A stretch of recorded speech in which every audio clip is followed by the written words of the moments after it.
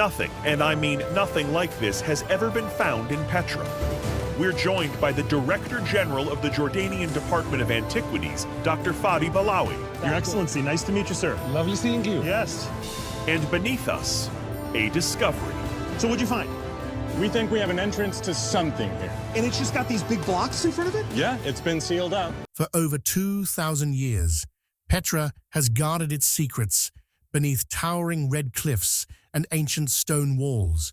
Millions have walked through the sick believing this lost city had already revealed everything it had to offer.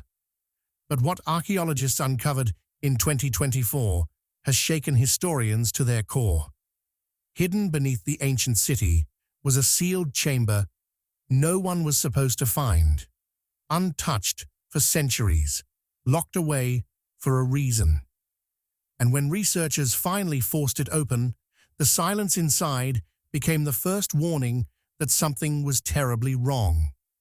Before we expose what was hidden beneath Petra, hit like and subscribe, because some believe the truth they uncovered was never meant to leave those underground walls. What they discovered wasn't gold, treasure, or forgotten scrolls. It was something far darker. Strange symbols covered the walls.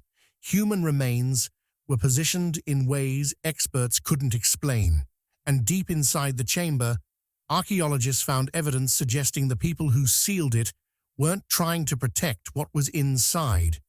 They were trying to keep it from ever getting out. Petra, the rose-red city that still holds secrets.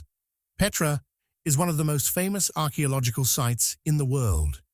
It is an ancient city in Jordan, carved directly into rock cliffs by the Nabateans more than 2,000 years ago. The Nabateans were an ancient Arab people who first lived as nomadic traders, but later grew wealthy by controlling caravan routes that carried spices, incense, and silk across the desert. With their wealth, the Nabateans built cities, temples, and tombs, and Petra became their greatest achievement. This culture is very mysterious because their origins are debated. They were hidden. They were hidden even in ancient times. Incredible architects, incredible water engineers, but also incredible caravan traders. To reach Petra's most recognizable structure, the treasury, visitors must pass through the SIQ. The SIQ is a narrow walkway between high rock walls that stretches for about a kilometer. At the end of this path, the treasury suddenly comes into view. It opens up into this canyon, and you get that view. One of the most famous, one of the most impressive views in the world. It is tall, wide, and carved with detailed columns and sculptures that resemble a palace. Many first-time visitors are stunned that such a precise and elaborate monument was carved by hand so long ago. For centuries, locals believed that the treasury was not simply a tomb or temple. A popular story claimed that it held the hidden wealth of a pharaoh. This idea came from the large carved urn placed at the very top of the treasury's outer wall, which many thought contained gold. According to reports, bullet marks can still be seen on the urn, left by people who tried to break it open. Archaeologists, however, have found no treasure there. They argue that the true purpose of the treasury remains uncertain. Some believe it was a royal tomb. Others think it had a religious function, and some even suggest it may have served multiple roles over time. The Nabateans carved hundreds of other rock-cut structures into the cliffs of Petra. Most of them are tombs. Because of this, archaeologists often describe Petra as a city of the dead. Burial chambers are spread across the valley, but even among them, the treasury stands apart.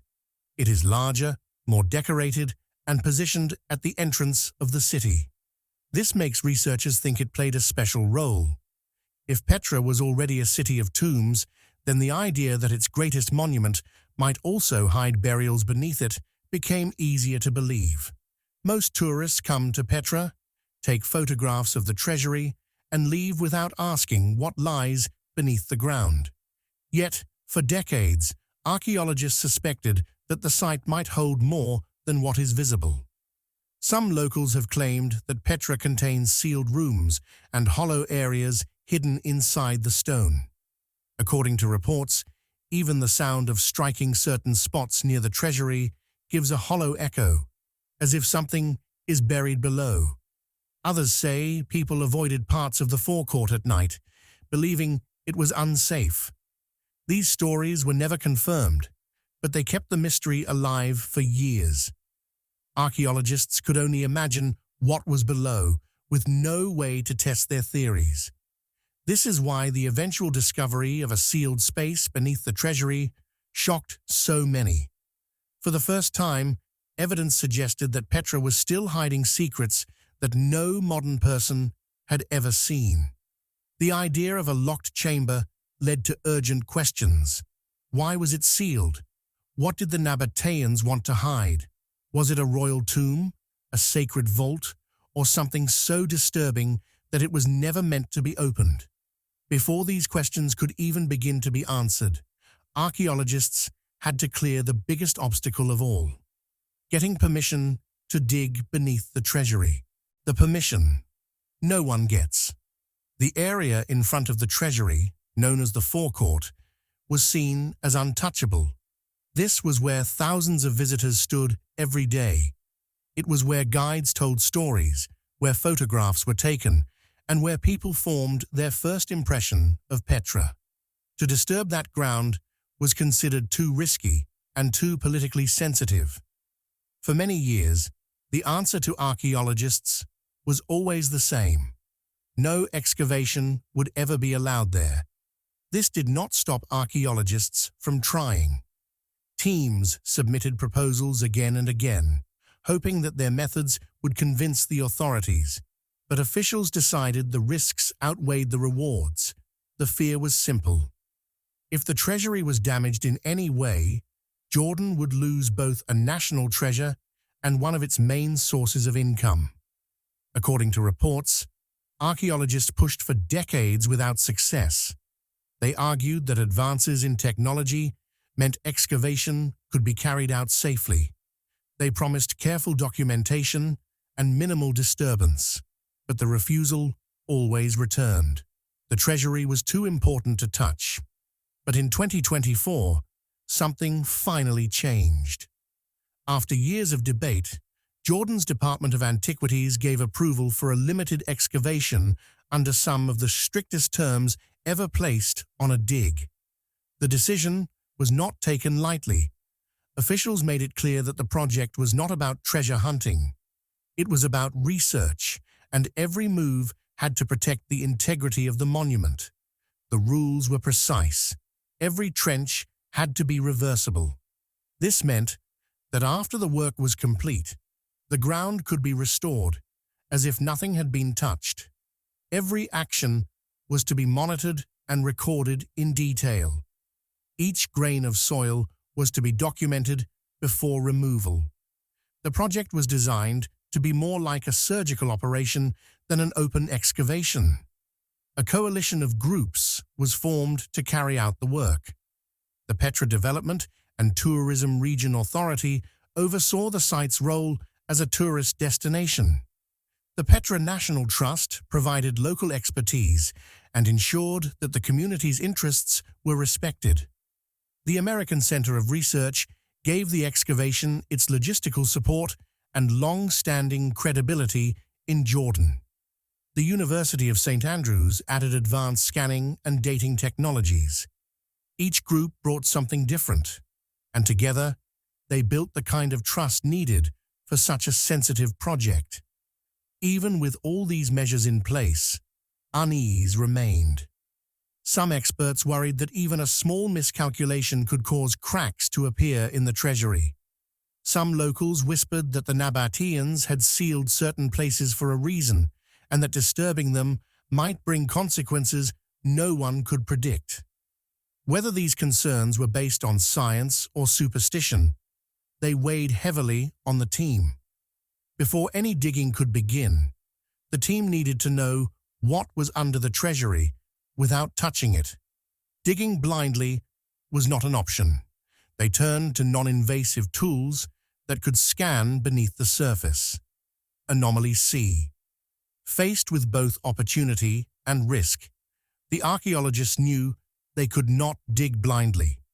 Before a single stone was touched, they turned to modern technology, tools capable of peering through the ground and revealing what lay hidden without causing harm.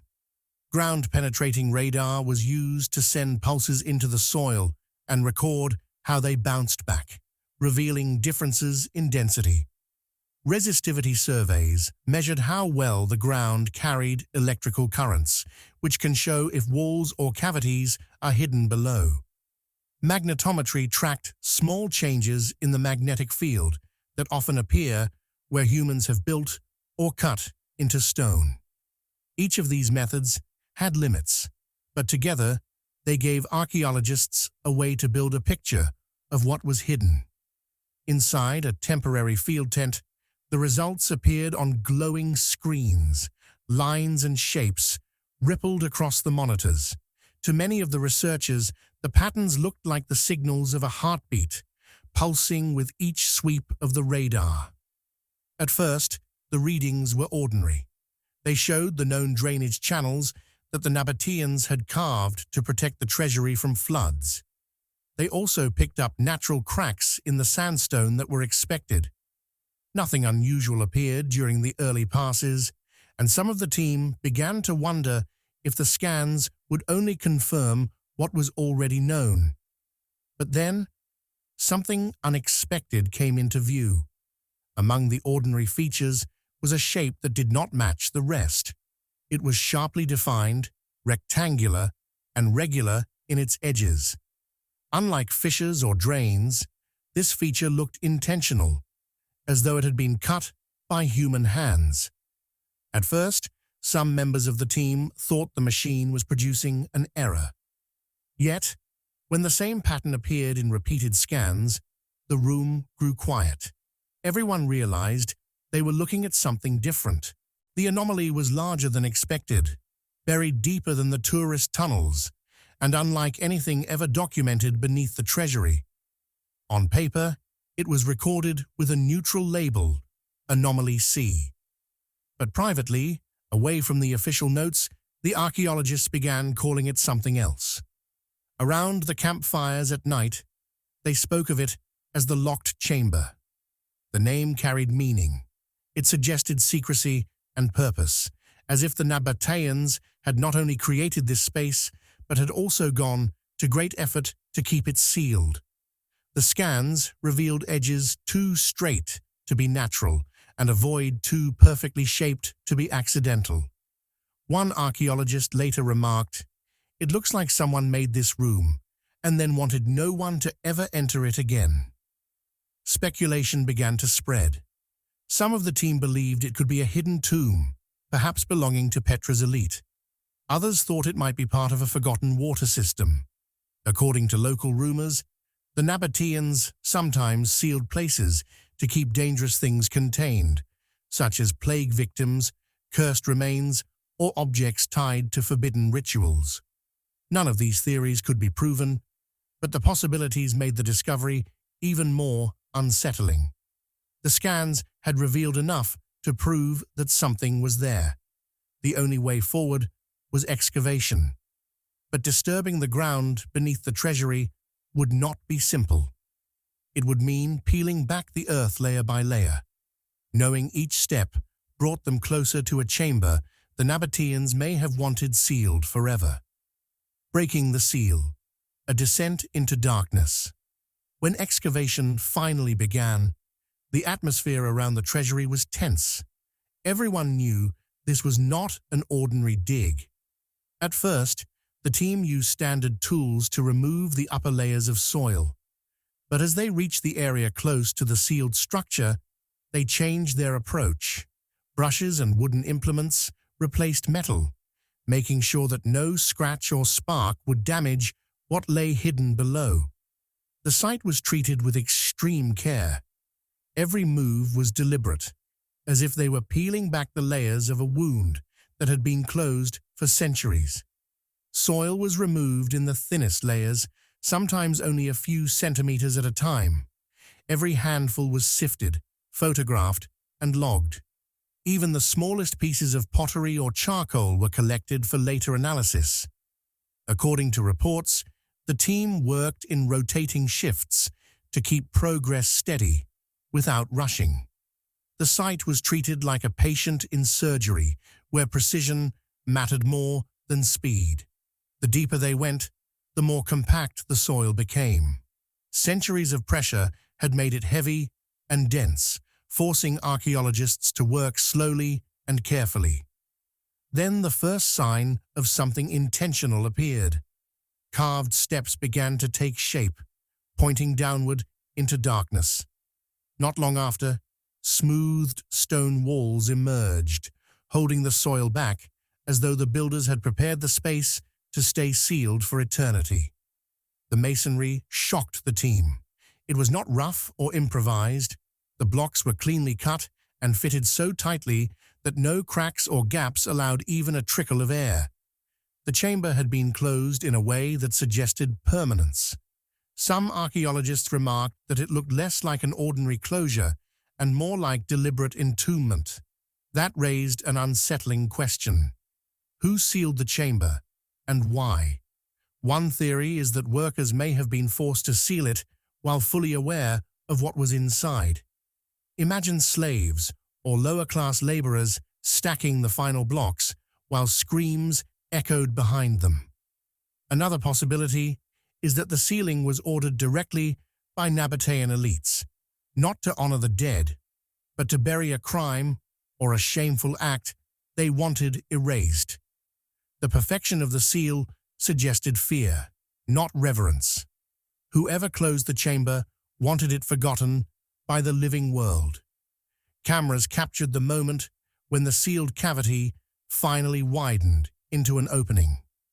Cold, stale air escaped into the trench. It carried the smell of dust that had been trapped for nearly 2,000 years. One archaeologist later said, "It felt like breathing in the past."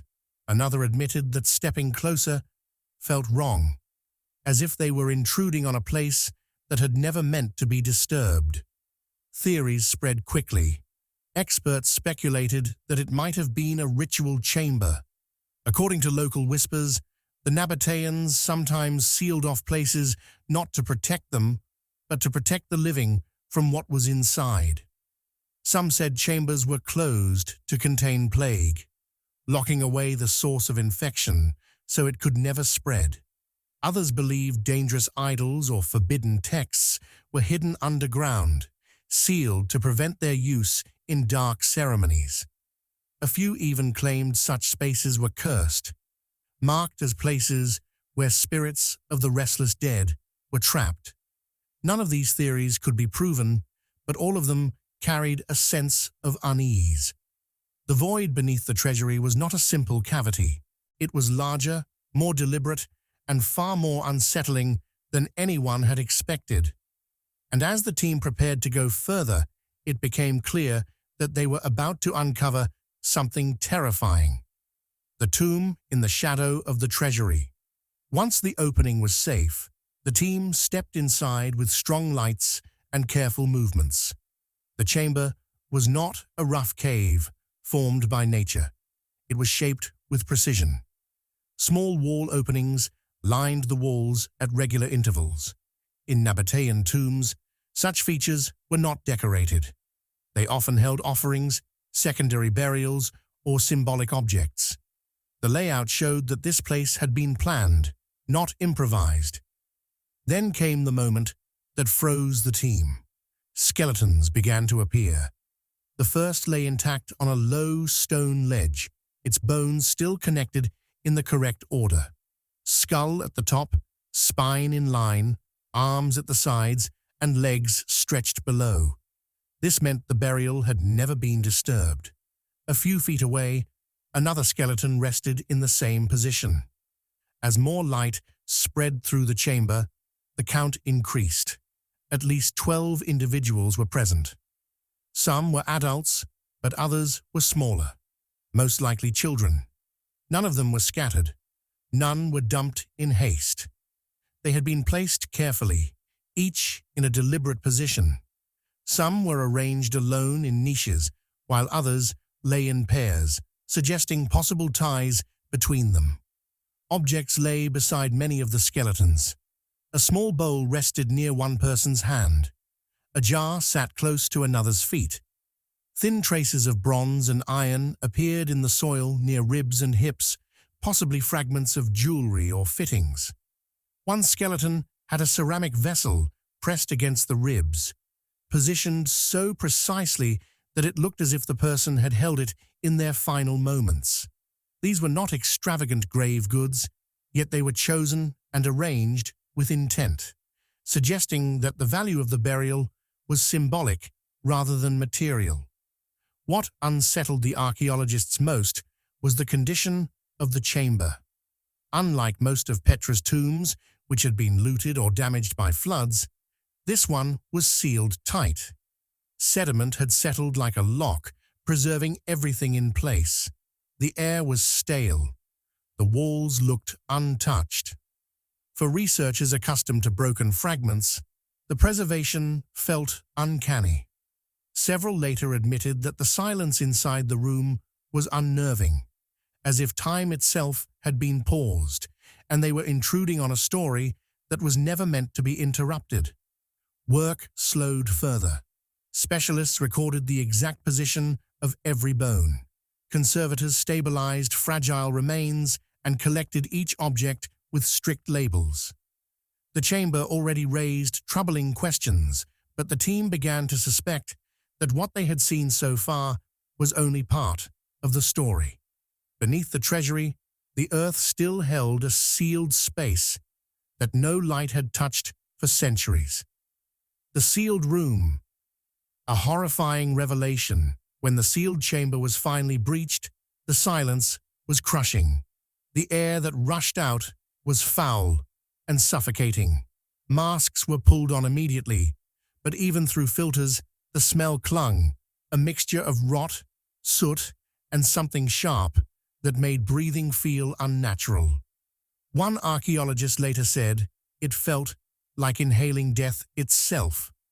The first sweep of light revealed blackened walls streaked with soot, as though fire had once burned inside the chamber. But the floor told the most shocking story. Unlike the orderly burials in the previous chamber, these bodies had no dignity.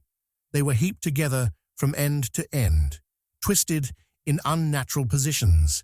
Limbs were tangled, skulls tilted at odd angles, some face down, others sprawled across each other. The arrangement was not careful placement.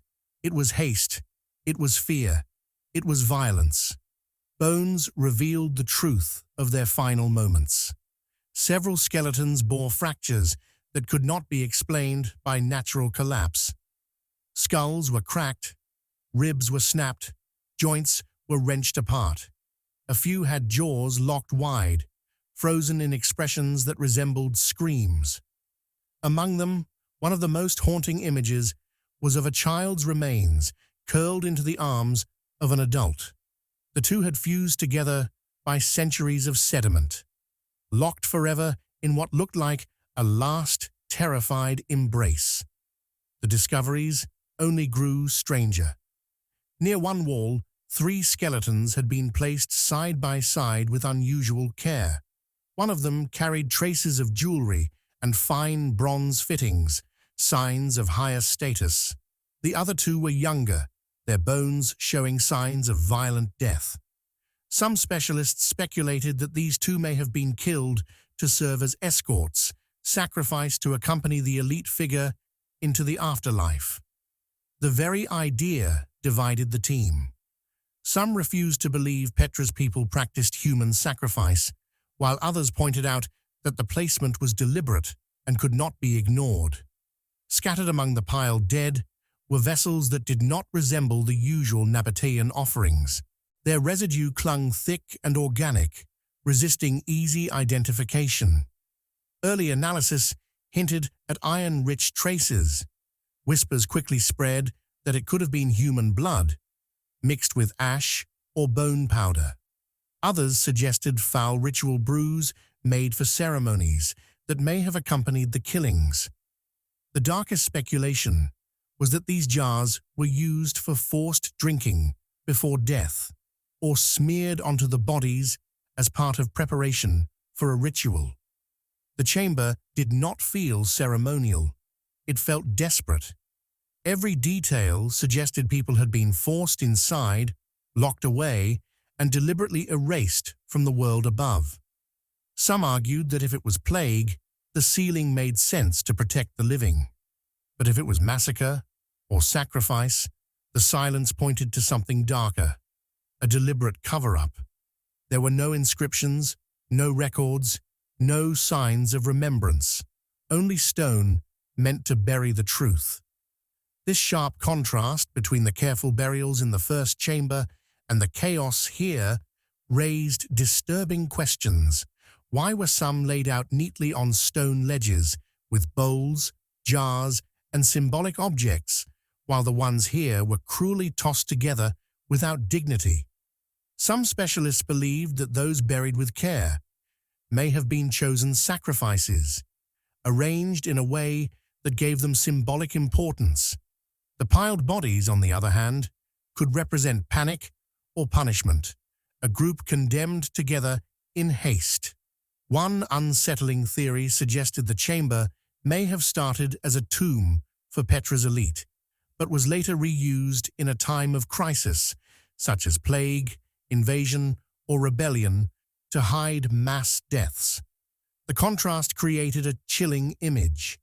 It suggested that Petra's rulers decided who was worthy of honor and who was discarded like waste, their memories sealed in silence beneath the city's most celebrated monument.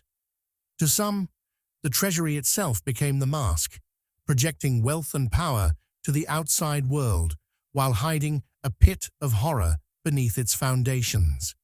And according to unverified rumors, not all the findings have been released to the public. Some archaeologists claim that agencies and tourism boards are suppressing the full details to protect Petra's image as a wonder of the world. The horror lay not just in the bones, but in the intent. Someone had built this chamber, filled it, and sealed it with the clear purpose of erasing its memory. Whatever happened inside was never meant to be seen again. And with that revelation, Petra's most iconic monument became the keeper of its most disturbing secret. Echoes of darkness, the discovery that changed Petra forever. The sealed chamber beneath Petra is no longer just a legend whispered about by locals or hidden in old archaeological notes. It is real, and while the chamber itself has finally been opened, the meaning behind what was found there is still sparking intense debate among experts around the world. Archaeologists are now moving carefully, determined to let science lead the investigation instead of fear or wild speculation. DNA testing is expected to reveal who the dead really were. Were they members of the same bloodline, outsiders brought into Petra during a time of chaos, or people specifically chosen for reasons we still cannot understand? Some researchers believe the remains could trace back to distant regions beyond Jordan, hinting at migrations, disease, or conflict that history has completely forgotten. Others think the victims may have belonged to powerful Nabatean families already living within Petra's walls. Either possibility could rewrite the story of the ancient city forever. Scientists are also studying isotopes in the bones to uncover clues about diet and lifestyle. If the remains show signs of imported foods and luxury living, it may point to elite individuals. But if the evidence reveals simple diets of local grain and water, it could mean ordinary people were caught in terrifying circumstances like famine, plague, or sudden violence that ended in mass burial. Then there are the strange containers found inside the chamber. Researchers are preparing residue analysis to determine what they once carried: wine, sacred incense, ancient medicines, or something much darker. Until those results return, the mystery only deepens. But even without all the answers, Petra has already changed. The famous treasury is no longer seen only as a breathtaking wonder carved into stone. Now it is also linked to sealed deaths, hidden rituals, and unanswered fears buried beneath the desert floor. Local guides say some visitors have started avoiding certain areas after hearing what was discovered below. Officials are even adjusting tourist paths and preservation plans out of respect for what may still remain hidden underground. For archaeologists, this discovery is more than exciting. It is a reminder that not every ancient secret should be treated like entertainment. Some discoveries demand caution, patience, and humility. For centuries, Petra was known as the rose-red city of beauty and mystery. But now, another image lingers in people's minds. A city that hid something so disturbing it was sealed away for nearly 2,000 years. And that raises an even bigger question. If Petra concealed a secret like this for centuries, what else might still be buried beneath the deserts of Jordan, waiting to be uncovered? Petra is no longer just a wonder of the ancient world. It has become a place where the shadows of the past still whisper behind stone walls.